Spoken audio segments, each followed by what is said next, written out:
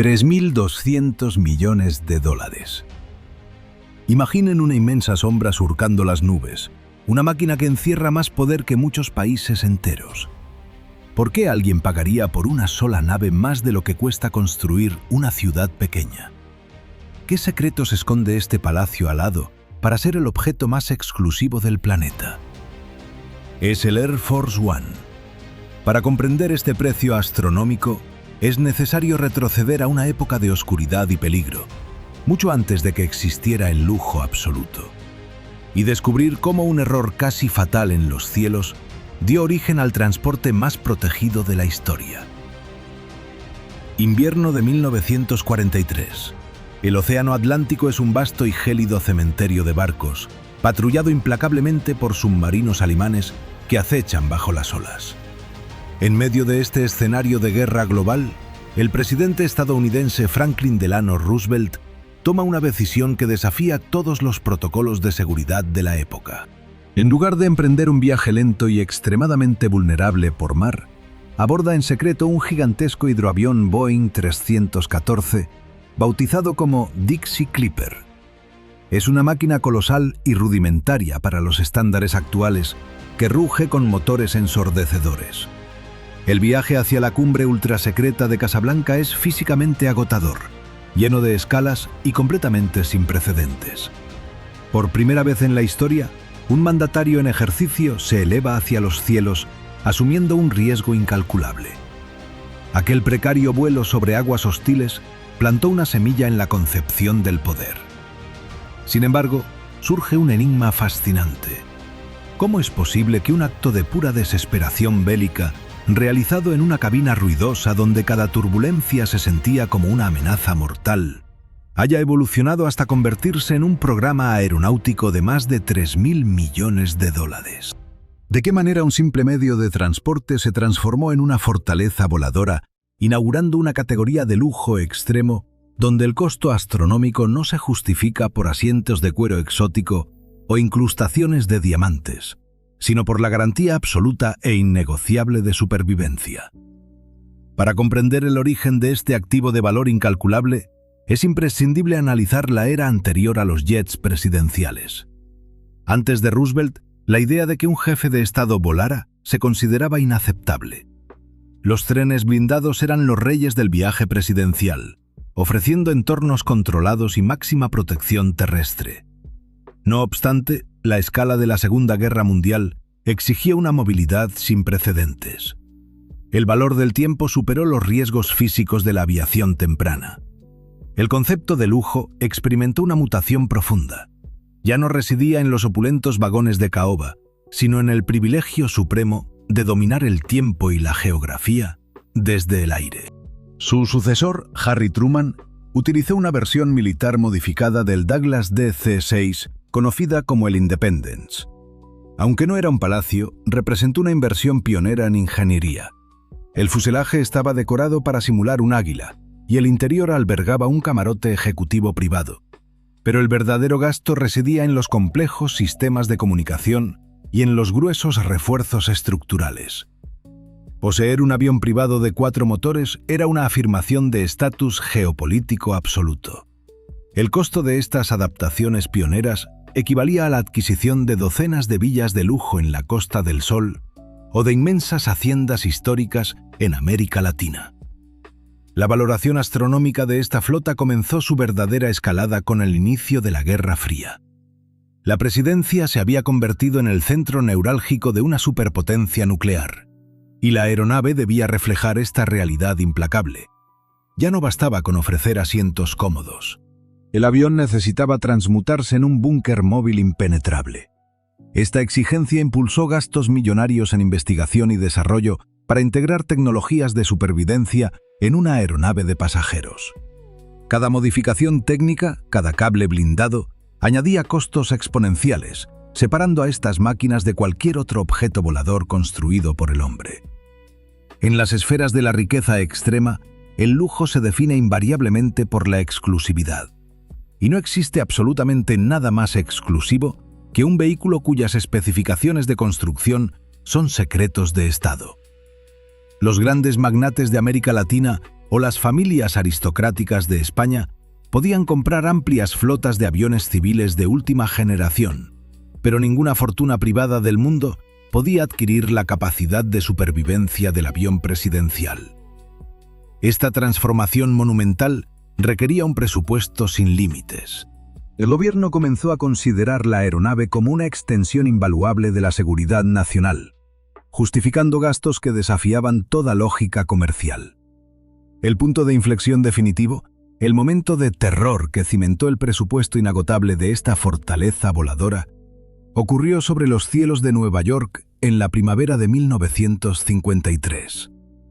El presidente Dwight Eisenhower viajaba a bordo de un Lockheed Constellation, una aeronave hermosa y sumamente costosa para su época, designada con el número de vuelo de la Fuerza Aérea 8610. En una coincidencia escalofriante, un inmenso avión comercial de pasajeros de la aerolínea Eastern Airlines, que operaba con el mismo número de vuelo, ingresó en el mismo sector del espacio aéreo. Los controladores, profundamente confundidos por los radares, emitieron órdenes contradictorias a los pilotos. Las dos enormes aeronaves convergieron entre las nubes, evitando una colisión en el aire por un margen aterradoramente estrecho. La comprensión inmediata de que el hombre más poderoso del mundo podía ser eliminado no por un misil balístico, sino por un simple error administrativo en un radar civil, provocó conmoción total. Quedó claro en ese mismo instante que el presidente no podía compartir el cielo bajo las reglas normales de navegación. Se requería una separación absoluta. La administración decretó que, siempre que el mandatario estuviera a bordo de un avión militar, éste llevaría un indicativo único e intocable. Así nació formalmente el nombre de Air Force One. Esta convención fue una verdadera revolución conceptual. Estableció al Air Force One como una institución altamente clasificada y financiada sin ningún tipo de restricciones presupuestarias. A partir de aquel día, la justificación para gastar sumas de miles de millones de dólares quedó permanentemente consolidada. La aeronave tenía que ser completamente inmune a las variables caóticas del mundo exterior.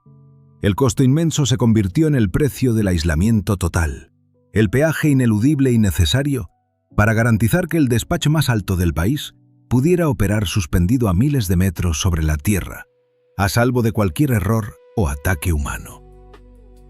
La mañana del 11 de septiembre de 2001, el mundo entero se detuvo en seco. Mientras el caos, el pánico y el humo envolvían las calles de Nueva York y Washington, el presidente George Walker Bush fue escoltado a toda prisa hasta la pista de aterrizaje.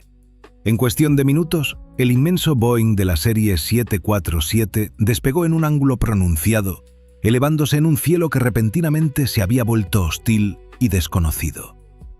En tierra, los edificios colapsaban y los sistemas de comunicación nacional fallaban bajo una presión sin precedentes, sumiendo al país en la incertidumbre. Sin embargo, a más de 12.000 metros de altura, el mandatario estadounidense ingresó a una sala de conferencias perfectamente insonorizada. Desde allí, rodeado de pantallas de alta tecnología y teléfonos seguros de color beige, comenzó a dirigir la respuesta militar de la nación. La aeronave no era simplemente un medio de escape de emergencia. Se había transformado instantáneamente en un búnker flotante y en el centro de mando absoluto. Ese día fatídico demostró con asombrosa claridad que el inmenso costo de esta máquina trasciende por completo el concepto tradicional de lujo y comodidad.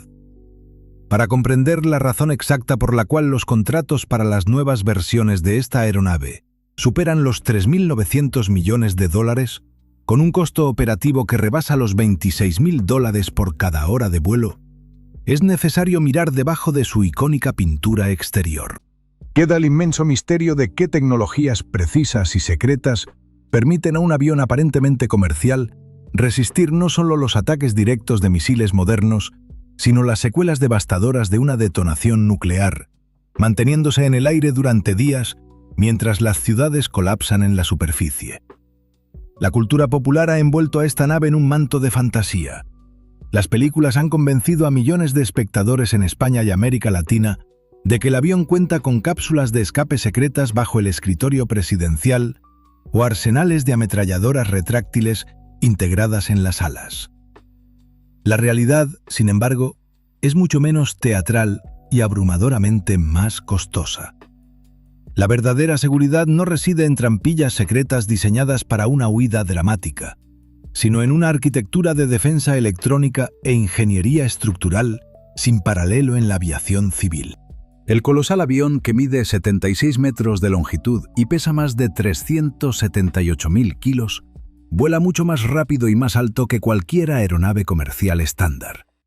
Durante los trágicos eventos de 2001, un piloto de un caza militar que escoltaba al avión presidencial confesó que tuvo que acelerar al máximo solo para no quedarse atrás de este gigante, que alcanzaba velocidades cercanas a los 1000 kilómetros por hora.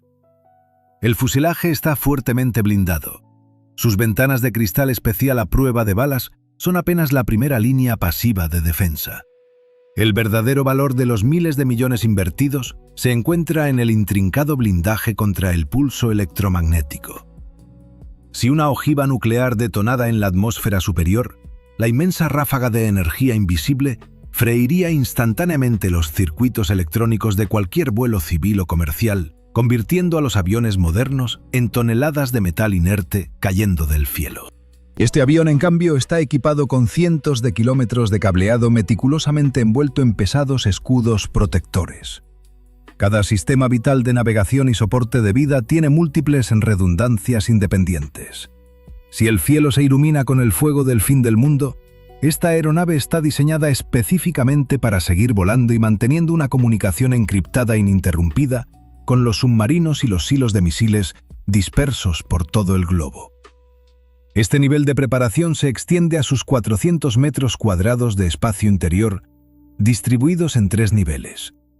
El piso superior alberga una sala de telecomunicaciones que funciona como el cerebro digital de la nación. En el nivel principal, una alfombra con un patrón de estrellas marca el territorio exclusivo del mandatario, separándolo de la zona de prensa y del personal de seguridad.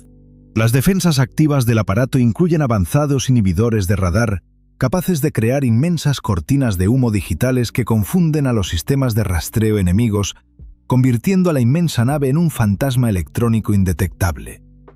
Si un misil con guía térmica es disparado desde la superficie, los sensores automatizados despliegan ráfagas de bengalas de extrema temperatura para desviar la letal amenaza en fracciones de segundo. Pero sobrevivir al ataque inicial es solo una parte de la compleja ecuación. El aislamiento prolongado es la otra gran necesidad estratégica. La autonomía del avión es, desde un punto de vista técnico, infinita. Gracias a un receptáculo especializado ubicado estratégicamente en el morro, la aeronave puede recibir toneladas de combustible en pleno vuelo mediante el acoplamiento con aviones cisterna militares. El avión presidencial podría permanecer suspendido en las nubes durante semanas enteras, limitado únicamente por el agotamiento físico de su tripulación o por el agotamiento de los suministros de alimentos. Sus inmensas cocinas tienen la capacidad de alimentar a un centenar de personas simultáneamente. Incluso la inevitable fragilidad del cuerpo humano está minuciosamente contemplada en esta fortaleza inexpugnable. Cerca de la entrada principal de la aeronave existe un sofisticado compartimento médico que funciona como una pequeña sala de operaciones de traumatología. Allí se almacenan equipos de reanimación, potentes desfibriladores y una reserva permanente y refrigerada de sangre del mismo tipo que la del mandatario en funciones. Un médico militar altamente capacitado viaja a bordo en absolutamente todos los vuelos, sin excepción. Al final, el enigma de su precio astronómico se vuelve completamente lógico. Los grandes multimillonarios del planeta gastan fortunas inimaginables en yates con piscinas de cristal o en mansiones de mármoles exóticos. Pero en la cima del poder geopolítico, el lujo abandona la frivolidad estética. Los miles de millones de dólares no compran griferías de oro ni asientos de terciopelo. Esa cantidad monumental adquiere tiempo, invulnerabilidad y la certeza absoluta de que, sin importar el nivel de devastación en la Tierra, el liderazgo de una potencia mundial sobrevivirá intacto entre las nubes. El verdadero lujo de esta maravilla de la ingeniería es, sencillamente, la garantía total de la supervivencia frente al apocalipsis. A principios de la década de 1960, la pista de la base aérea de Andrews albergaba una máquina imponente pero visualmente severa. El mandatario John Fitzgerald Kennedy observaba la aeronave asignada para sus traslados oficiales, un modelo de Boeing modificado que llevaba un esquema de pintura ideado estrictamente por la jerarquía militar. El diseño estaba dominado por tonos naranjas de alta visibilidad, esparcidos en el morro y en la cola del fuselaje, acompañados por tipografías rígidas y estrictamente utilitarias. A pesar de representar el pináculo de la ingeniería aeronáutica de la época, su aspecto exterior transmitía un mensaje de pura agresión bélica. Era un transporte de tropas glorificado, una herramienta de intimidación visual en el escenario de tensiones globales. La administración enfrentaba un dilema profundo. Existía la necesidad urgente de encontrar una fórmula para proyectar una imagen de superioridad absoluta, opulencia y poderío económico, pero despojada de cualquier connotación beligerante. Requerían transformar un bombardero adaptado en el máximo emblema de la diplomacia, una obra de arte volante que inspirara reverencia mundial en lugar de temor al aterrizar en naciones extranjeras. La solución llegó mediante la intervención de una mente brillante ajena a los corredores del ámbito castrense. Raymond Loewy, un diseñador industrial legendario responsable de dar forma a íconos del consumo global como las sofisticadas máquinas expendedoras de refrescos y los emblemas de inmensas corporaciones petroleras, recibió una invitación oficial. Loewy comprendía a la perfección la psicología detrás del verdadero lujo y el impacto emocional de la riqueza extrema. Entendía que la opulencia auténtica no necesita recurrir a la estridencia visual, sino que se manifiesta a través de la elegancia serena, las proporciones perfectas y los detalles impecables. El diseñador y el líder de la nación pasaron largas sesiones analizando formas y experimentando con diferentes paletas cromáticas para forjar una identidad visual inédita. La directiva era innegociable, estableciendo que el transporte debía representar la grandeza del Estado ante el mundo entero para crear un estándar de prestigio inalcanzable. La estética externa de la nave se elevó instantáneamente a la categoría de asunto de Estado. Se entendió que la llegada de un vehículo de estas características a las pistas de Madrid, Buenos Aires o la Ciudad de México no solo traería un líder extranjero, sino que establecería una demostración ineludible de progreso tecnológico y capacidad financiera asombrosa frente al mundo hispanohablante y global. El resultado de aquellas meticulosas sesiones de diseño se materializó en una obra maestra de la comunicación visual que perdura intacta hasta nuestros días. El agresivo color naranja fue completamente descartado. En su lugar, el inmenso fuselaje fue revestido con una combinación luminosa y magistral de azul claro, cian pálido y aluminio pulido, hasta alcanzar la reflectividad de un espejo. En vez de cubrir la totalidad de la aleta trasera con elementos militares gigantescos, se colocó la enseña nacional en una escala modesta pero perfectamente armónica. El elemento definitivo fue la selección tipográfica.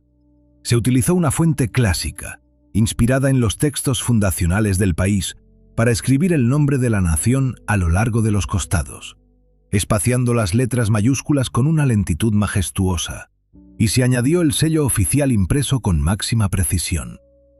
Este diseño carecía de incrustaciones de diamantes o metales preciosos en su exterior, pero consiguió algo infinitamente más valioso para la economía del prestigio. Creó una marca global suprema. Cuando esta imponente figura azul y blanca comenzó a descender de las nubes en los aeropuertos internacionales, desencadenó un fenómeno psicológico fascinante. Numerosos líderes globales, al observar el majestuoso carreteo de la aeronave, sintieron que sus propios aviones de Estado parecían de pronto anticuados y carentes de gracia. Múltiples naciones comenzaron a repintar sus flotas ejecutivas en un intento acelerado por emular el aura de autoridad inalcanzable que desprendía aquel diseño norteamericano, convirtiendo este esquema cromático particular en el canon definitivo del poder gubernamental mundial. A pesar de haber alcanzado un estatus legendario e intocable en la cultura contemporánea, la permanencia de este monumento visual afrontó un desafío monumental décadas más tarde. La llegada de una nueva administración durante los últimos años de la década de 2010 trajo consigo un fuerte deseo de romper con las tradiciones heredadas. El líder en funciones, un magnate con vasta experiencia en la comercialización de propiedades de ultralujo y en la estética de la riqueza privada, propuso un rediseño radical para la futura generación de aeronaves que se encontraba en fase de desarrollo. Su visión consistía en erradicar el histórico azul luminoso a favor de una paleta cromática mucho más oscura y pesada, dominada por un tono azul marino profundo en la zona inferior, blanco en la parte superior y una gruesa franja roja dividiendo ambos hemisferios. Este esquema visual era notoriamente similar a la pintura exterior de su propio jet privado comercial, una nave célebre por ostentar en su interior cinturones de seguridad bañados en oro macizo y asientos con emblemas familiares bordados a mano. La intención explícita era impregnar a la nave estatal con una identidad visual renovada, mucho más enérgica y severa. Los bocetos oficiales de esta nueva apariencia llegaron a presentarse ante los medios de comunicación mundiales, amenazando con sepultar más de medio siglo de herencia diplomática y exclusividad ininterrumpida. La resolución de esta encrucijada estética no se decidió en los salones de debate sobre el buen gusto o el respeto a las tradiciones artísticas, sino en los fríos y calculadores laboratorios de la ingeniería aeroespacial. Modificar la apariencia del objeto volador más seguro e hipertecnológico del mundo trasciende por completo el concepto de una simple capa de pintura decorativa, ya que cada alteración minúscula conlleva consecuencias críticas en el rendimiento del aparato. Los contratistas encargados de construir la nueva generación de naves llevaron a cabo rigurosas pruebas de estrés térmico sobre el esquema cromático propuesto. La conclusión técnica fue tajante y definitiva. Pintar el vientre y los inmensos motores del gigante de acero con un azul marino oscuro causaría una absorción excesiva de calor solar, especialmente durante misiones en bases ubicadas en climas desérticos o en prolongadas exposiciones bajo un sol implacable. Este incremento drástico de temperatura amenazaba directamente con sobrecalentar los componentes electrónicos confidenciales, los sistemas de guerra cibernética y las redes de comunicación cifrada que permiten operar las decisiones globales desde el cielo. Compensar este peligroso calentamiento interno habría obligado a los ingenieros a instalar equipos de refrigeración adicionales extremadamente pesados, lo que sumaría incontables millones de dólares al ya abrumador costo de fabricación y retrasaría la entrega operativa por un margen inaceptable de años. La física dictó la sentencia final sobre el lujo exterior. El icónico diseño claro ideado a principios de los años 60 mantuvo su reinado invicto, no solo por representar un triunfo insuperable de la psicología diplomática, sino porque su asombrosa ligereza cromática demostró ser la única configuración termodinámica capaz de salvaguardar los invaluables secretos tecnológicos albergados en su interior. La belleza suprema, en el escalón más alto del poder, demostró ser una función estrictamente subordinada a la supervivencia de la máquina. La tarde del 22 de noviembre de 1963, el tiempo pareció detenerse por completo en la pista del aeropuerto de Love Field, en la ciudad de Dallas. Bajo un cielo plomizo, el ataúd de bronce con los restos del presidente John Fitzgerald Kennedy fue izado por la escalerilla trasera del avión presidencial, una aeronave modificada con la designación de SAM-26000. Apenas un año antes, el propio mandatario había supervisado los detalles estéticos de este elegante Boeing 707, destinándolo a ser el rostro dinámico de su administración. Las maderas nobles y las tapicerías azules de la cabina principal, diseñadas para albergar debates diplomáticos de alto nivel, se transformaron de pronto en el escenario de una tragedia nacional. El interior del aparato quedó impregnado de una atmósfera de incredulidad, mientras la comitiva oficial se agrupaba en los pasillos en estado de confusión y conmoción absoluta, contemplando cómo el lujo se doblegaba ante el peso de la historia. En medio de aquella reclusión forzada a más de 10.000 metros de altitud, mientras los motores rugían hacia la capital, comenzó a gestarse una transformación institucional de proporciones monumentales. Se manifestaba allí una de las paradojas más complejas del poder contemporáneo, abriendo el gran interrogante sobre el modo en que un habitáculo executive suspendido en el espacio podía soportar la responsabilidad jurídica de mantener la estabilidad de una superpotencia en su hora más oscura. Existía una profunda incertidumbre sobre la capacidad de los sistemas de a bordo para asimilar el traslado inmediato de la autoridad suprema, demostrando que la verdadera valía de este activo gubernamental no se medía por la opulencia de sus acabados, sino por su aptitud única para constituirse en un fragmento móvil e inexpugnable de la soberanía nacional. La resolución de esta crisis tuvo lugar en la sección central de la aeronave, en una sala de dimensiones reducidas completamente abarrotada por asesores políticos, agentes del servicio secreto y periodistas. Con el rostro marcado por la tensión, el vicepresidente Lyndon Baines Johnson se dispuso a asumir las riendas del Estado. A su lado, mostrando una entereza conmovedora, permanecía la viuda Jacqueline Kennedy, luciendo su conjunto rosa de la firma Chanel, manchado con los rastros de la tragedia. Ante la jueza federal Sarah Hughes, convocada de urgencia, Johnson pronunció los términos del juramento constitucional con la mano derecha alzada y la izquierda sobre un pequeño libro religioso hallado en el propio avión.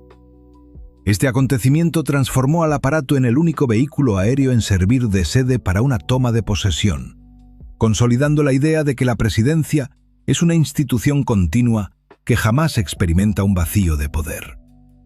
Desde la perspectiva del derecho internacional, el prestigio de este palacio alado no proviene de sus componentes de ingeniería, sino de una convención jurídica ligada a la presencia del jefe de Estado.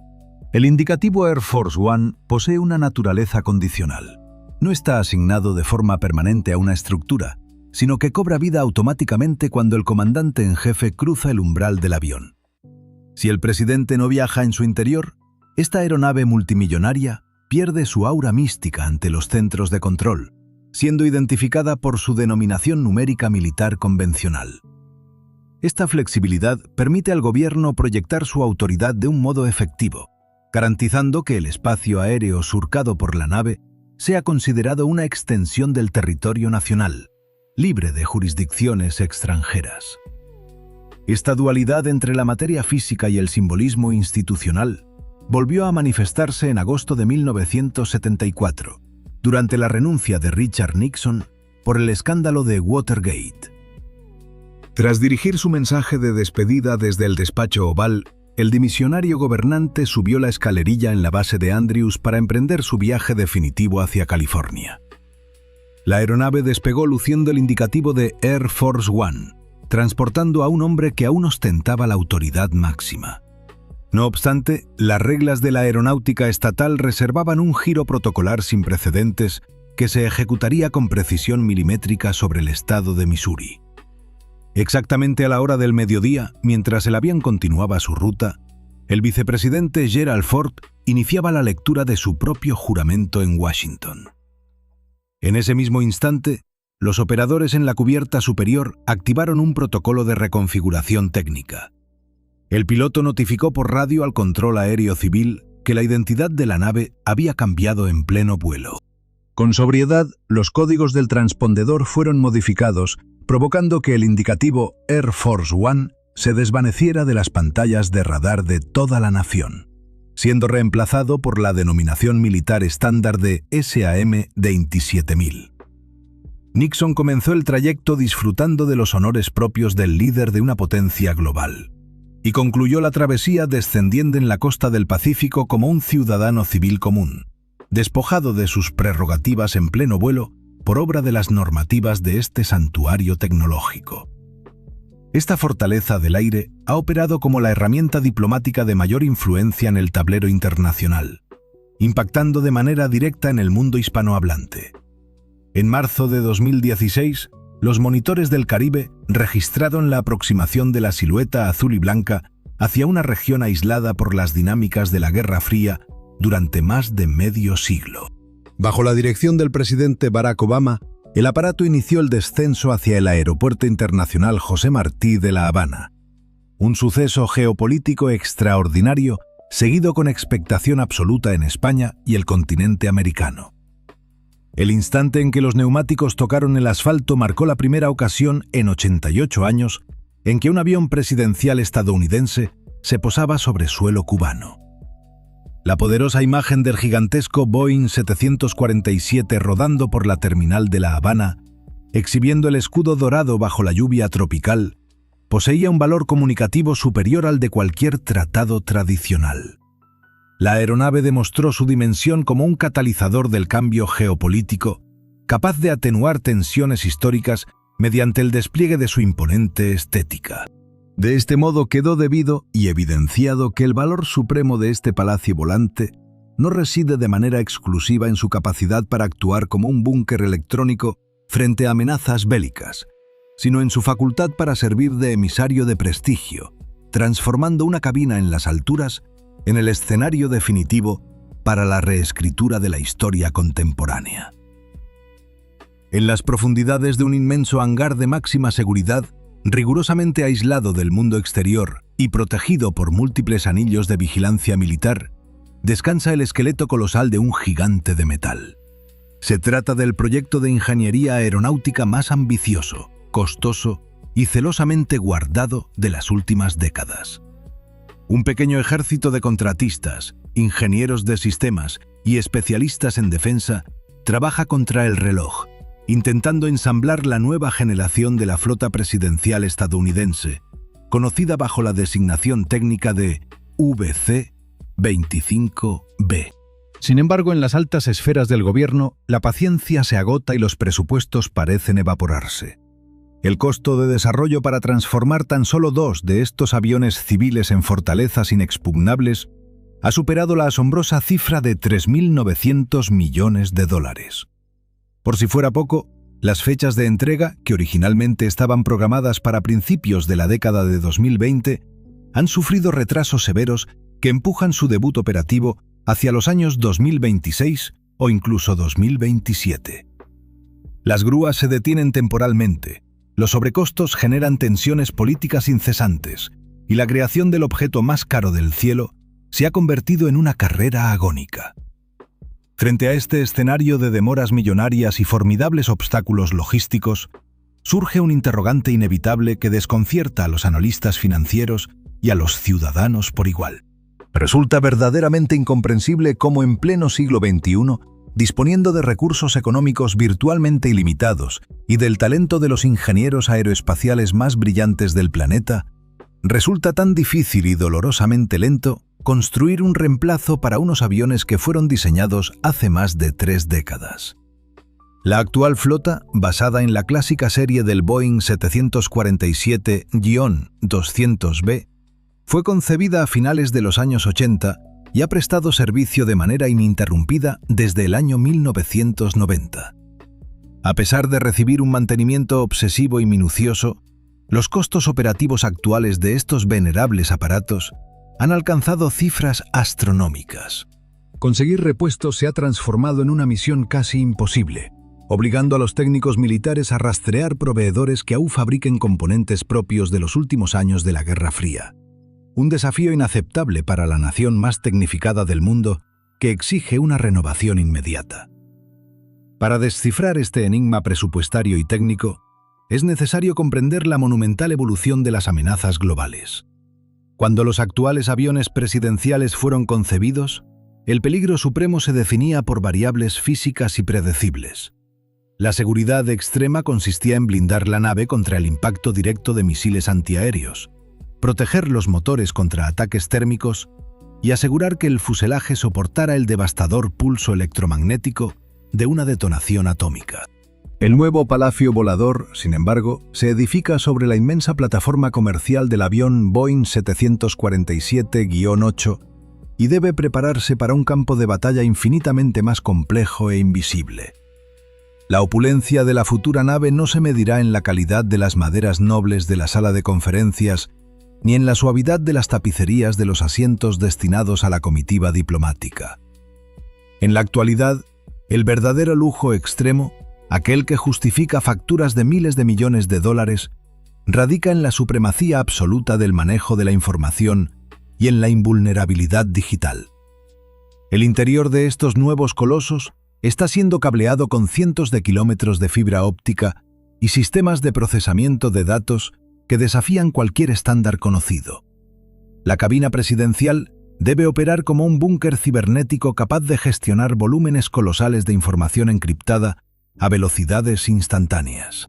Desde su escritorio a 12.000 metros de altura, el mandatario deberá poder mantener videoconferencias de ultra alta definición con líderes en Madrid, coordinar misiones de asistencia en América Latina o neutralizar crisis financieras globales sin experimentar un solo segundo de retraso o interferencia.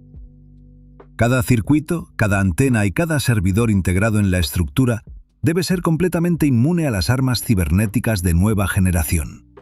El objetivo absoluto es garantizar que ninguna red de piratas informáticos, por muy respaldada que esté por potencias hostiles, logre infiltrarse en los sistemas de navegación o alterar las redes de comunicación del comandante en jefe.